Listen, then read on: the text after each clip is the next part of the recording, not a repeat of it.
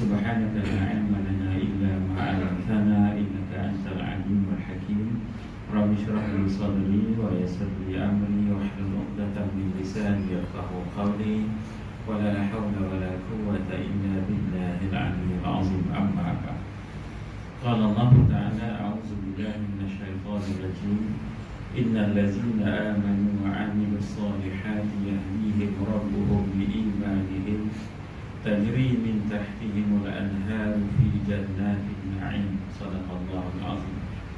Tuan-tuan yang saya kasihi, mudah-mudahan sama-sama kita termasuk dalam golongan yang Allah Ta'ala akan ampunkan dosa dan mudah-mudahan digantikan dengan rahmat yang buat kita insya-Allah. Tuan-tuan yang dirahmati Allah, dalam surah Yunus ayat yang ke-9 yang saya bacakan tadi, iaitu Allah Subhanahu Wa Ta'ala menyatakan sesungguhnya orang-orang yang beriman dan kemudian dia beramal dengan amalan-amalan baik. Jadi tuan-tuan sekalian, alhamdulillah dari segi nampaknya beriman kita ni nampaklah dengan kita mematuhi apa yang Allah Ta'ala perintah. Contohnya kita datang ke masjid, kita duduk dalam majlis ilmu, kita jadikan perkara-perkara baik ni sebagai pakaian bagi kita. Maka kemudian daripada itu kata Allah, dia beramal dengan amalan-amalan soleh. Amalan soleh ni semua amalan baik ni dia buat semua. Yang wajib ni dia tak tinggalkan, yang sunat ni dia banyakkan juga. Itu amalan-amalan soleh. Dia jadikan amalan-amalan soleh ni memang darah daging dia. Bahkan kalau tertinggal, dia rasa itu satu kesilapan pada hari itu dalam kehidupan dia. Maknanya bersungguh-sungguh dia. Ini orang yang beramal dengan amalan-amalan soleh. Lalu kemudian Allah sebut dalam ayat ini, dan Tuhan bagi mereka itu, Tuhan bagi kita lah, iaitu Allah Subhanahu Wa Ta'ala, memimpin mereka itu dengan sebab iman dan amalan yang sempurna. Tuan-tuan yang dirahmati Allah, dalam hidup kita ni kita perlukan 3 perkara. Setiap pagi kita bangkit daripada tidur, kita celik mata sebelum kita lalap mata malamkan, kita perlu 3 perkara. Yang pertama, kita perlu bimbingan atau pimpinan Allah Ta'ala itu sendiri dalam kita nak menjalani hidup pada hari ini. Yang kedua, tuan-tuan sekalian, kita memerlukan petunjuk. Dan yang ketiga, kita memerlukan pertolongan daripada Allah Ta'ala. Itu sebab Sayyidina Umar radhiyallahu anhu, dia sebut dalam satu kata-kata dia. Dia kata, aku tak bimbang. Dia kata, kalau aku banyak doa, yang doa aku tak dimakbulkan oleh Allah, aku tak bimbang.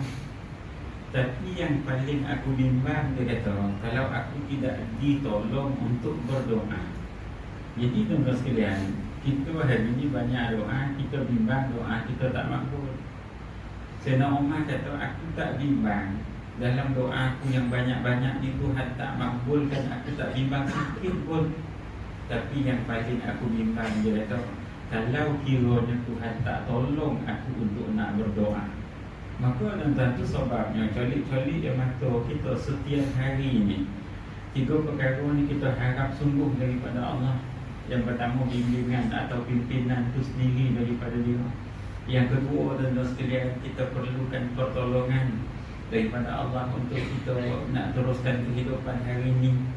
Kalaulah Tuhan tak tolong kita, tuan-tuan, kita tak sampai ke surau tengah hari ni.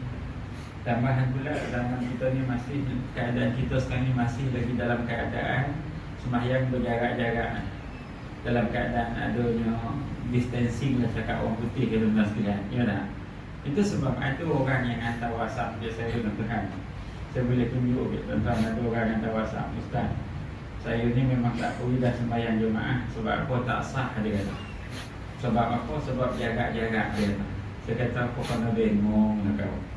Jadi kita tak cakap nak dia yang dia tu bengong kan. Cuma tuan sekalian, kita ikut apa yang dikeluarkan oleh fatwa, apa yang dikeluarkan oleh MKN, oleh kerajaan hari ini. Kan apa? Ini untuk kepentingan dalam ibadah kita. Tak ada masalah apa. Tapi ada sebagian orang yang dia boleh datang ke masjid untuk solat Jumaat, dia boleh datang untuk sembahyang berjemaah, dia tak datang. Kenapa? Tuan, Allah tak tolong dia untuk nak datang. Sebab apa Allah tak tolong? Dia tak ada hati yang penuh pengharapan untuk ditolong. Dalam nak mendapatkan redha Allah dalam hidup ni, tertolong dia ketika dia mati esok. Maka tuan-tuan, kita hidup ni, yang kedua, kita memerlukan pertolongan Allah Ta'ala. Lebih Allah bimbing, kita perlukan pertolongan. Yang ketiga adalah kita perlukan petunjuk daripada Allah setiap hari yang bakal kita lalu ini. Takut-takut kita ni terjauh daripada petunjuk. Tak nampaklah kita jalan kebenaran, tak nampaklah kita mana yang baik, tak nampaklah kita mana yang sepatutnya kita buat, tak nampak. Makna kata tertutup pintu ke depan kita ni yang menyatakan itu benda baik, yang itu benda tak baik. Maka tu sebab yang sekalian, bila kita hari ni lepas kita beriman, kemudian kita beramal dengan amalan-amalan baik ni, sebagai contoh kita dah masuk bulan Muharram ni. Bila bulan Muharram sekalian, ada hari-hari yang disunatkan sangat-sangat kita berpuasa. 10 Muharram ataupun hari Ashura, sama ada kita puasa 9 dan 10 atau 10 dan 11. Maka tuan-tuan jangan kita tinggal. Yang kata puasa sunat jangan tinggal. Tuan-tuan sekalian, kita nampak orang yang tak ada petunjuk, terjauh dia daripada kebenaran. Contoh, semalam tuan-tuan sekalian, kita ni bila ada masuk, kita tengok jugalah Facebook tuan-tuan sekalian. Jadi bila saya tengok dalam Facebook, saya lalu satu kata-kata saya screenshot semalam ni. Ada satu orang hamba Allah sekalian, dia cakap apa? Dia kata, tahukah anda Muharram, Safar, Rabiul Awal, Rabiul Akhir hingga Zulhijjah bukanlah bulan Islam. Dia kata orang Arab Jahiliyah sudah gunakan sebelum kedatangan Islam. Ini lagi bengong ke? Tuan-tuan, di tahun Masihi ini yang bukan bulan Islam, yang kita duk sambut ni satu Muharram ni penghijrahan. Bulan Islam ni wujudnya lebih Nabi kita Muhammad sallallahu alaihi wasallam lahir, dan bermula Nabi berhijrah daripada Makkah ke Madinah, itu permulaan bulan Islam. Dan ada bulan-bulan Islam yang disebut oleh Allah dalam Quran, seperti Ramadan, seperti Muharram, seperti Zulhijjah, Allah sebut dalam Quran. Tiba-tiba dia kata bulan ni bukan bulan Islam, bukan daripada Islam, bahkan dah jadi amalan jahiliah dulu-dulu sebelum kedatangan Islam. Maka tuan-tuan sekalian, saya tengok dalam Facebook yang komen tuan-tuan, yang jahil ni nokong lah. Ada pula yang berkata lah, dia kata, ya kok saya pun baru tahu, dia kata. Ada pula yang condemn berjelo-jelo tu lah. Nak cerita dah tuan-tuan, kita kalau tak reti jangan bercakap. Banyak benda yang kita tak jelas, jangan kita buat-buat pandai tuan-tuan sekalian. Itu sebab kita memerlukan petunjuk daripada Allah. Bila tak ada petunjuk ni jadinya. Dan bila mana orang-orang jahil bercakap, kita membenarkan cakap orang jahil, kita menyalahi Islam tu sendiri. Itu sebabnya tuan-tuan, bila kita ni dapat petunjuk daripada Allah Ta'ala tuan-tuan sekalian, saya nak bawa contoh yang very simple, yang mudah. Allah Ta'ala ni kalau dia nak tolong kita, Allah Ta'ala ni kalau dia menunjukkan kasih kepada kita, disebabkan hati yang bersungguh-sungguh, disebabkan sekalian doa orang lain, disebabkan Allah Ta'ala sendiri yang membimbing kita nak kepada kebaikan, dan kita takkan tinggalkan kebaikan tu sampailah kita mati esok. Contohnya tuan-tuan sekalian, saya nak bawa contoh. Dan baru-baru ni 3 minggu lepas hari Sabtu, saya bersama dengan guru-guru Quran negeri Selangor. 3 minggu lepas hari Sabtu. Jadi tuan-tuan, dalam majlis bersama dengan guru Quran negeri Selangor ni, duduk sebelah saya tu seorang ustazah. Jadi ada seorang perempuan ni, dia sebut nama dia lah, perempuan ni sedang bertaklimat dalam bidang multimedia ni, memang kepakaran dia bidang itu. Dia kerja dengan salah sebuah universiti, perempuan guru tugas, tapi dia berhenti lah. Maka ustazah yang duduk sebelah saya tu, dia cakap apa, dia kata, ustaz, dia kata budak perempuan tu yang cakap tu, dia kata, dia sambil bisik-bisik lah. Dah habis program tu baru dia cerita dia tu saya. Budak perempuan tu dia kata, sebelum ni dia tak macam tu. Maksud dia dan sekalian, masa duduk depan kami hari tu, budak perempuan ni dengan berpudahnya, dengan pakaian muslimahnya 100% lah. So nak cakap macam tu. Sebelum ni dia biasa-biasa macam mana perempuan yang kita tengok, perempuan lain ramai-ramai macam tu lah dia.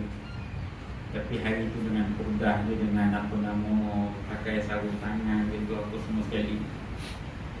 Jadi ustaz dia kata, tahun lepas budak perempuan ni dia datang jumpa saya. Tahun lepas dia datang jumpa saya, dia nak belajar Quran dan kemudian dia nak berkhidmat kat saya. Kata budak perempuan ni kat saya, kata ustazah ni. Jadi bila orang nak belajar ustaz, kita ni lagi seronok lah sebab ada orang nak belajar. Kita nak ngajak orang ni pun. Saya kata bila orang datang menyorang, itu sesuatu yang paling baik lah buat kita. Orang datang menyorang nak belajar. Sebab nak ngajak orang bukan senang kan. Maka dia datang seorang diri nak belajar dan nak khidmat.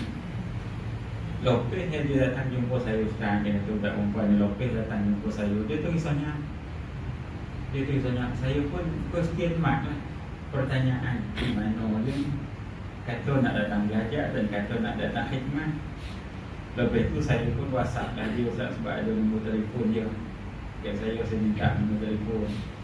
Jadi kemudian bila saya WhatsApp, yang janji kata nak datang belajar, bila lagi nak datang. Jadi dia jawab, dia ustazah, dia kata ustazah, dia kata saya minta ampun banyak-banyak dan saya tetap akan bayar hutang saya pada ustazah. Dalam WhatsApp tu lebih kurang lah. Jadi ustazah ni kata dosa apa yang kau buat, hutang apa pula yang kau ada. Saya lebih kurang lah, saya bang tu. Jadi dia kata saya minta ampun ke ustazah, saya minta maaf banyak-banyak sebab saya tak boleh lagi datang hari ni sebab saya disahkan kena kanser. Doktor telah sahkan dia kena kanser. Bila sebut kanser, kita faham lah. Kanser ni kadang-kadang dia lambat, kita nak detect kan macam kawan baik saya untuk hari Lopez meninggal. 3 minggu lepas dia masuk hospital Seremban. Dia hantar WhatsApp dia saya, dia kata aku ada di hospital. Saya tanya kau masalah apa. Dia pun cakap lah masalah tulang, masalah saraf. Dia kata saya pun bagi tuan satu nombor telefon Imam Mas'ud Chinese dekat Melaka, dekat apa nama, dekat Petro. Imam ni Chinese ni dia pergi, bila dia pergi ke Melaka tu kan, Imam tu kata dia ni pakar tulang. Jadi bila imam ni kata dia tak ada masalah apa tu kan, tak ada masalah langsung, tapi dia sakit saraf, sakit tulang. Jadi kemudian sekalian hari Jumaat, hari tu dia masuk hospital. Hari Jumaat masuk hospital, hari Sabtu isteri dia hantar WhatsApp ke saya. Dia kata ustaz, ni ada ke hospital sekarang dalam keadaan tenang, dalam kelima petang tu lah hari Sabtu. Kata ya Allah, sakit apa? Jadi baru dia cakap, isteri dia cakap, doktor kata dia kanser darah. Lepas itu tuan-tuan sekalian, pukul 2.30 lebih kurang hari Ahad dia meninggal dunia. Yang kata kematian yang mendadak akhir kita ni. Jadi tak boleh nak detect awal ni. Secara tiba-tiba baru dapat tahu kanser darah, hari Ahad 2.30 petang meninggal. Maka macam tu lah budak perempuan yang duduk depan saya. Dia minta maaf ke ustazah ni, dia tak dapat datang sebab dia disahkan kanser. Lalu dia terpaksa buat rawatan, dia tak larat dah nak pergi belajar. Dan dia kata dia janji kalau sekiranya Allah Ta'ala beri dia sihat, dia akan belajar juga dan dia akan khidmat. Okey ustazah, saya nak bayar hutang. Kalau Tuhan beri saya sihat, saya nak bayar hutang. Ni tuan-tuan, hutang yang bukan dia buat tuan-tuan, tapi kerana hati nak sesuatu.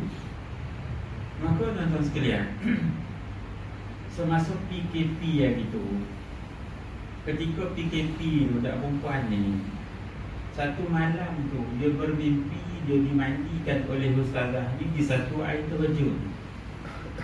Tuan-tuan, saya bukan nak rekod cerita.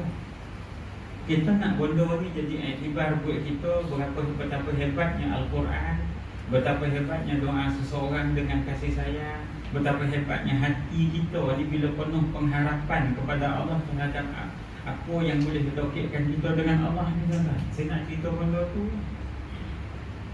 Maka tuan-tuan sekalian, masa PKP hari tu, budak perempuan ni dia mimpi ustazah ni mandikan dia di air terjun. Sehingga malam tu dia sedar daripada tidur tu, dan suami dia pun sedar dalam keadaan terkejut. Memang dia basah, memang dia basah sungguh. Allah jadikan benda tu seperti realiti. Maka suami dia bimbang tuan-tuan. Bimbang apa? Mungkin di tanda-tanda nak matinya isteri dia. Suami dia bimbang. Maka tuan-tuan sekalian, 3-4 hari selepas daripada tu, Dia pergi buat rawatan semula ke hospital, suami dia hantar untuk rawatan lanjutan. Ada seorang doktor yang memang pegang dah fail dia. Maka tuan-tuan, bila dia pergi hospital untuk rawat apa semua sekali ni, lalu doktor yang pegang fail ni, yang mengesahkan yang dia ni kena kanser tuan-tuan, bila dia pergi lepas dia mimpi tu, menjadikan doktor tu terkejut tuan-tuan. Nak cerita keajaiban yang Allah Ta'ala nak bagi dengan sebab doa seseorang, dengan sebab Quran, kehebatan Quran, dengan sebab ketulusan hati yang sungguh-sungguh. Maka tuan-tuan sekalian, lepas daripada dia balik daripada pergi jumpa doktor tu, doktor ni sampai panggil lagi 2-3 orang kawan dia yang doktor juga, untuk nak dapat pengesahan sebenar ni, nak sokong apa yang dia lihat ni. Lalu cek apa semua sekali, lama je ke hospital. Maka tuan-tuan, sampaikan doktor kata seperti tak pernah kena kanser, back to normal. Tuan-tuan, saya bukan mereka cerita, ni nak cerita berhebatnya kebesaran Allah. Maka tuan-tuan, dia balik daripada hospital tu, dia terus telefon ustazah ni dalam keadaan dia menangis. Bukan takat dia WhatsApp, dia telefon. WhatsApp ni ustazah tu bagi saya baca. Ustazah tu bagi saya baca WhatsApp budak perempuan ni kat dia. Saya baca tuan-tuan, kita baca pun kita sayu. Lalu tuan-tuan sekalian, dia berjanji, dia kata lepas habis semua ni, orang pertama dia akan jumpa ustazah. Habis PKP tuan-tuan, masuk PKPP, masuk je PKPP, orang yang pertama dia jumpa ustazah ni, dia minta suami dia hantar, dia peluk ustazah ni sungguh-sungguh sekalian. Maka kemudian dia buat satu keputusan yang drastik. Dia kerja di salah sebuah universiti bahagian multimedia, ijazah dia itu. Dia berhenti kerja tuan-tuan sekalian. Kemudian dia belajar Quran dengan ustazah ni, dia berkhidmat dengan ustazah ni atas izin suami. Itu sebab saya nak pesan je tuan-tuan tengah hari ini. Saya nak pesan betul, kita ni tuan-tuan sekalian, yang cerita hebatnya Quran ni. Saya tanya ustazah ni, saya kata ustazah tu buat apa ke budak tu? Ustaz, saya tak buat apa pun. Saya bukan nak pandai nak jampi air, nak pergi bagi dia minum, nak jampi air, nak bagi dia mandi, tak. Saya tak pandai pun dalam waktu dia kata. Cuma dia kata, ustaz pun tahu saya ni ngajar Quran, dan setiap kali saya baca Quran ustaz, dia kata tuan-tuan amalkan benda ni insya-Allah. Saya bagi kat tuan-tuan ilmu, pengalaman macam mana ustazah ni, sehingga Allah Ta'ala bagi satu keajaiban, satu kesembuhan yang tak dijangka terhadap seorang yang kena kanser. Jadi ustazah ni cakap dengan saya, dia kata ustaz, setiap kali dia kata saya baca Quran ni, setiap kali saya baca Quran, takat ni memang tak pernah tinggal. Yang pertama sekali saya hadiahkan, sedekahkan untuk mak ayah saya. Yang pertama sekali, saya tak pernah tinggal. Setiap kali saya baca Quran untuk mak ayah, tak pernah tinggal. Ni tuan-tuan, kita setiap kali baca Quran, sedekahkan untuk mak ayah. Yang kata keberkatan dan kehebatan Quran. Yang kedua ustaz, dia kata setiap kali saya baca Quran, suami saya dah meninggal, 5 tahun lebih. Saya tak pernah tinggal untuk suami saya. Mudah-mudahan dengan sebab saya baca Quran ni, Allah Ta'ala tolong suami saya duduk dalam kubur. Dan juga untuk anak-anak saya yang hidupnya, supaya dia jadi anak-anak soleh. Setiap kali saya baca Quran ustaz, saya tak pernah tinggal. Yang kedua, dia kata setiap kali saya baca Quran, saya niatkan untuk diri saya sendiri ustaz. Saya niatkan untuk diri saya sendiri. Dengan keberkatan Al-Quran ni, kalau saya ada penyakit, saya minta Allah Ta'ala sembuhkanlah penyakit, keluarkanlah segala penyakit yang ada. Kalau ada penyakit yang nak datang, janganlah didatangkan. Senian macam tu ustaz. Yang kompet, dia kata lepas saya kenal dengan budak ni, dan dia pula beritahu dia sakit, kesembuhan dia datang ke kita tu, dia nak belajar. Kita tak pentingkan apa yang dia cakap pasal khidmat, tapi dia nak belajar. Dia tak reti Quran. Jadi setiap kali saya baca Quran, dia kata, saya niatkan untuk budak ni, Allah Ta'ala keluarkanlah penyakit daripada dia ni. Maka saya tak jangkau, Ustaz, apa yang berlaku ni saya tak jangkau. Saya tak pernah fikir, saya cuma buat je. Itu sebabnya saya nak pesan ke tuan-tuan tengah hari ini, ambil amalkan tuan-tuan. Saya pesan betul-betul ni. Yang pertama, tiap kali kita baca Quran untuk mak ayah jangan tinggal berkat itu. Yang kedua, tiap kali kita baca Quran, tuan-tuan ada anak-anak, niatkan untuk anak-anak, jadikan anak-anak ni soleh, sedekahkan ke dia. Ada saudara mara kita yang dah meninggal, niatkan untuk dia. Lepas tu yang ketiga, setiap kali kita baca Quran tu untuk diri kita, khas untuk diri kita. Ya Allah, keberkatan Al-Quran ni jadikan aku ni sihat, keberkatan Al-Quran ni jadikan aku ni baik, keberkatan Al-Quran ni jadikan aku ni kuat, keberkatan Al-Quran jadikan aku ni orang yang istiqamah dalam beramal. Niatilah tuan-tuan, jangan payah buat nama. Lepas tu yang keempat, setiap kali baca Quran kita sedekahkan dekat kawan kita yang sakit. Itu sebab saya pesan ke tuan-tuan, misal kata kita ke surau ni, ada anak Korea yang sedang sakit, bubuh nama dekat whiteboard, letak nama dekat whiteboard tuan-tuan. Dia ni sakit, ada ke rumah, dia ni sakit, ada ke hospital, dia ni sakit sekarang ada ke ICU. Berapa orang yang sakit letak nama dekat whiteboard. Kadang-kadang tuan-tuan, orang-orang yang singgah semayang ni, just dia singgah ya, dia baca ke whiteboard, tiba-tiba dia baca nama orang yang sakit, jam-jam tu dia tanda tangan tuan-tuan. Ya Allah, kau sembuh. Ikhlas. Ikhlas orang ni bukan boleh dijual beli tuan-tuan. Ikhlas orang ni terlalu mahal.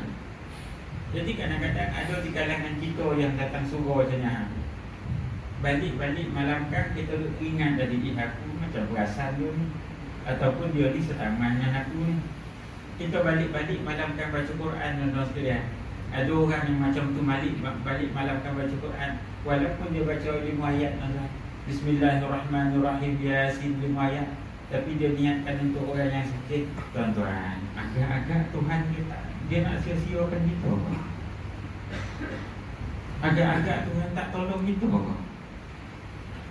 Yang kita hari ni punya bakhil nak nolong orang dalam bab nak supaya orang tu sehat, punya bakhil nak nolong orang supaya orang tu jadi soleh, punya bakhil nak nolong orang supaya orang tu jadi baik. Bukan payah pun tuan-tuan. Orang tak minta tolong, kita tolong. Orang bukan nak duit kita. Maka tuan-tuan sekalian, yang sakit ni dia bukan nak duit ustazah ni, dia pun gojo. Tapi ustazah ni sendiri terbuka hati dia, orang ni nak belajar, datang dengan ketulusan hati, datang suami hantar, datang pula menyorang diri. Maka terbuka hati ustazah ni, aku nak doakan dia dengan berkat Al-Quran ni. Tuan-tuan, perempuan ni, budak perempuan ni duduk depan saya, ustazah ni duduk sebelah. Sehat yang betul-betul sehat. Itu sebab saya pesan dia tuan-tuan sekalian, tang mananya daripada kita, setiap amalan baik yang kita buat ni Allah Ta'ala tak pandang. Betul. Tang mana daripada kita ni, setiap amalan baik yang kita buat yang Allah tak pandang, cuba tak. Semua Allah Ta'ala pandang. Cuma bergantung bagaimana kita buat bodoh. Jadi bila kita buat sesuatu bodoh ni tuan, kita ikhlaskan sungguh-sungguh, Allah Subhanahu Wa Ta'ala pun tak akan sia-siakan kita tuan-tuan. Itu sebab saya pesan dia tuan-tuan tengah hari ni, mungkin perkara itu sebagai isi tuan-tuan, ambil bodoh ya. Kita ni rajin baca Quran, alhamdulillah ya. Tambah-tambahan pula sekalian, ada di kalangan kita ni walaupun sehari 5 muka surat, lepas subuh semuka, lepas Zuhur semuka, lepas asar semuka, lepas maghrib semuka, lepas isyak kan semuka sekalian.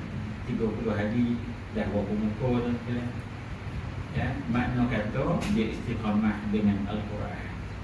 Jadi orang yang istiqamah dengan Al-Quran ni, apa Nabi SAW cakap, Nabi sebut dalam satu hadis, Nabi kata antara orang yang banyak doa, dengan orang yang rajin baca Quran. Allah lebih suka kepada orang yang banyak baca Al-Quran daripada banyak berdoa. Dari sehingga kan kata hatinya pun dia tak ada tangan doa. Sehingga kan kata hatinya pun akan dimakbulkan oleh Allah daripada orang yang meminta, daripada orang yang berdoa. Ini tu. Tu sebab pesan ke diri kita pada hari ini, kita ni dah bertambah umur lah. Mana kata bertambah baiklah amalan kita, insya-Allah Tuhan akan tolong kita, Tuhan akan bimbing kita, Tuhan akan jadikan kita ni orang yang selamat dunia akhirat, insya-Allah.